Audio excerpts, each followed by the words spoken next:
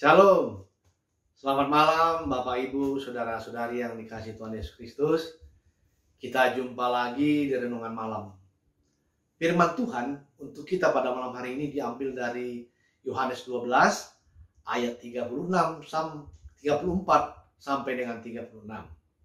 Sebelum kita membaca firman Tuhan, mari kita minta pertolongan Tuhan.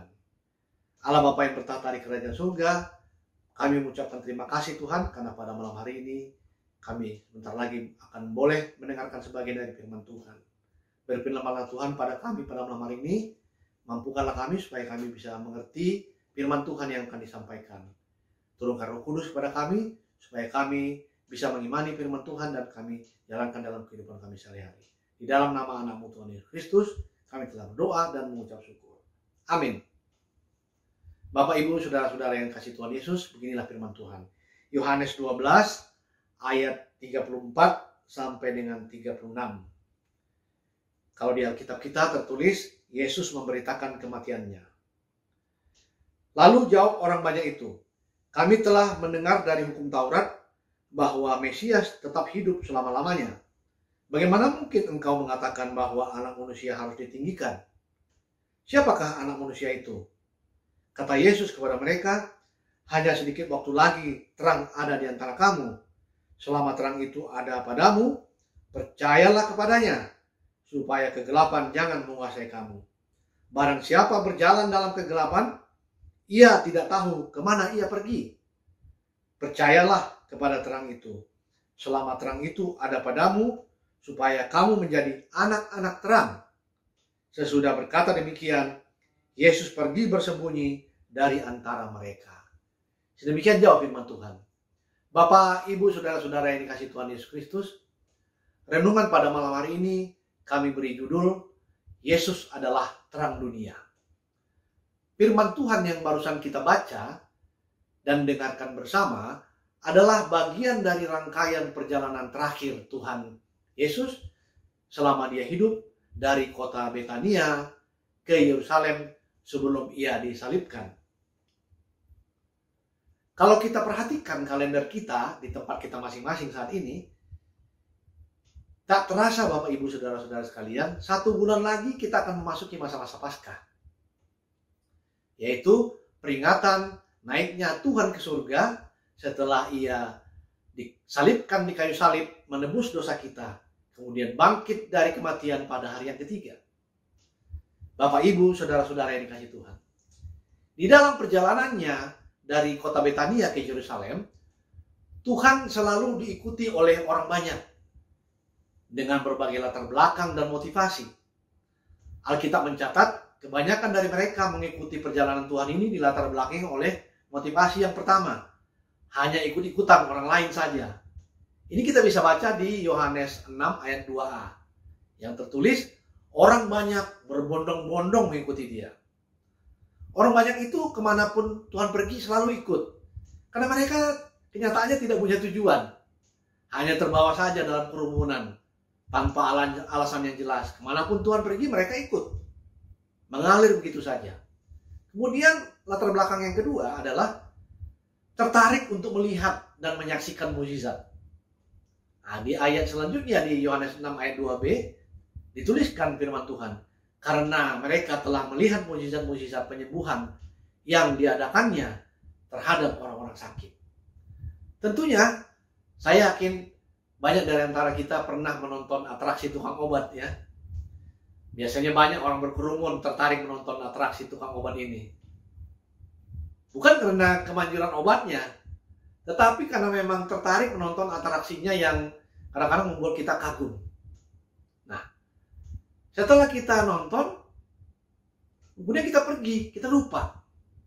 Jadi bukan karena kemanjuran obat yang dijual oleh tukang obat itu, Bapak Ibu Saudara-saudara sekalian. Nah, motivasi yang ketiga, Bapak Ibu Saudara sekalian, yang dilakukan oleh orang banyak pada saat mereka Tuhan Yesus adalah hanya mencari berkat jasmani.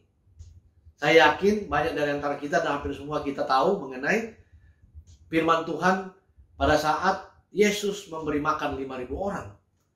Dengan hanya bermodalkan 5 roti dan 2 ikan, dia bisa memberi makan 5.000 orang. Itu adalah satu mukjizat yang luar biasa Bapak Ibu sekalian.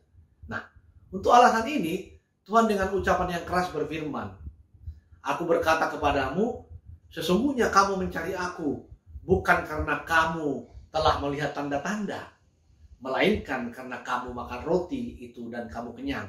Itu tertulis di ayat 26 Yohanes pasal 6. Jadi, tanda-tanda apakah gerangan yang dimaksud oleh Tuhan di atas itu? Kalau kita ikuti dengan seksama perjalanan Tuhan semasa hidupnya di dunia, tanda-tanda yang diperlihatkan oleh Tuhan Yesus sudah kelihatan Bapak Ibu sekalian pada saat ia didapati oleh ayah dan ibunya berada di antara alim ulama melakukan tanya jawab di bait suci di kota Yerusalem.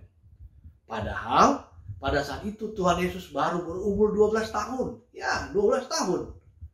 Jadi saat orang tuanya mendapati dia menjawab, "Mengapa kamu mencari aku? Tidakkah kamu tahu bahwa aku berada di dalam rumah Bapakku?" Nah, Bapak, Ibu, saudara-saudara yang dikasih Tuhan, banyak sekali tanda-tanda yang ditunjukkan Tuhan semasa ia hidup di dunia ini. Dengan maksud, sebagai manusia, ia ingin menunjukkan siapakah gerangan ia di hadapan para murid-muridnya dan bangsa Israel pada saat itu.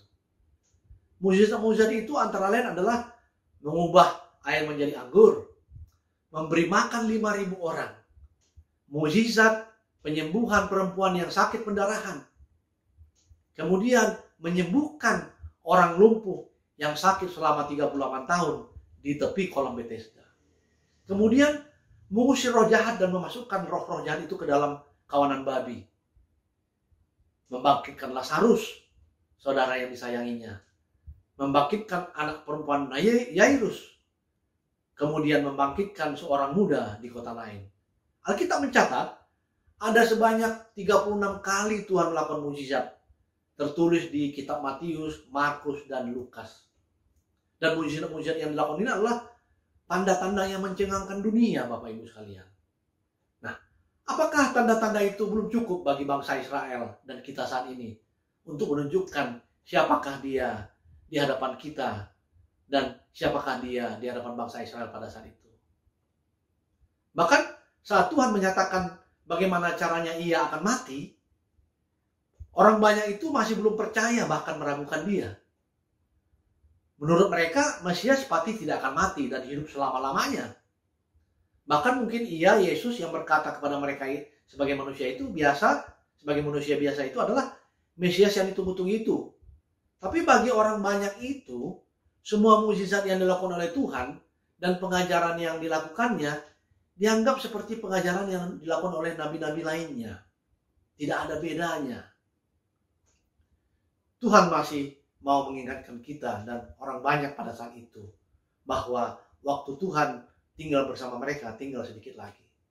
Jadi mereka harus percaya bahwa kegelapan akan menguasai hidup mereka tanpa arah tujuan apabila mereka tidak mempercayai terang itu adalah Tuhan. Nah, Bapak Ibu, saudara-saudara yang dikasih Tuhan, melalui Rema pada malam hari ini seharusnya kita berpikir ya bahwa kita adalah orang-orang yang beruntung di hadapan Allah. Mengapa demikian? Sebab Tuhan Yesus berkata bahwa waktu Tuhan bersama dengan mereka tinggal sedikit lagi. Maksud saya, waktu Tuhan bersama dengan orang-orang Israel pada saat itu tinggal sedikit lagi. Jangan sampai karena tidak percaya bahwa Tuhan Yesus adalah terang, maka kegelapan akan menguasai orang-orang Israel pada saat itu. Dan apabila hal itu terjadi, maka orang-orang yang selalu mengikuti dia itu dan kemanapun dia pergi pada saat itu, hidup dan waktunya akan sia-sia. Tidak tahu kemana arah tujuan hidupnya. Demikian juga kita pada saat ini, Bapak Ibu Saudara sekalian. Dengan percaya kepada terang, bahwa terang itu adalah Yesus, itu adalah satu keberuntungan bagi kita mengenal dan mengimani dia adalah Tuhan dan Juru Selamat kita. Maka dengan demikian kita akan bisa menjadi anak-anak terang. Orang yang akan beroleh keselamatan kelak dan memperoleh kehidupan yang kekal bersama dengan sumber terang itu, yang tidak lain adalah Tuhan Yesus Kristus, Sang Juru Selamat dunia. Bapak, Ibu, saudara-saudara yang dikasihi Tuhan Yesus Kristus, inilah renungan bagi kita malam hari ini. Ingatlah bahwa Tuhan ada di setiap saat dalam kehidupan kita. Terang Tuhan itu sudah nyata dan kita bisa rasakan loh tiap hari.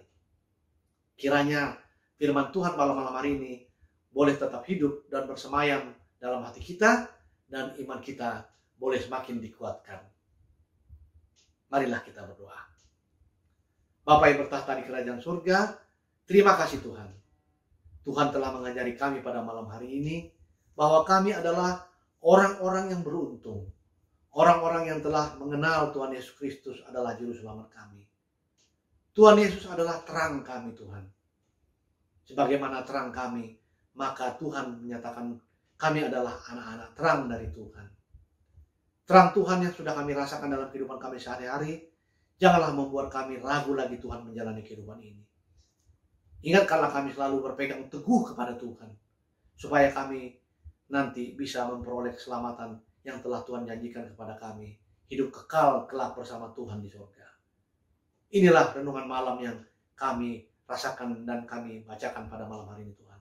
Kiranya firman Tuhan boleh bersemayam dalam setiap kehidupan kami dan untuk setiap orang yang mendengar renungan malam pada malam hari ini. Terima kasih Allah Bapa di surga. Terima kasih Tuhan Yesus, terima kasih Roh Kudus.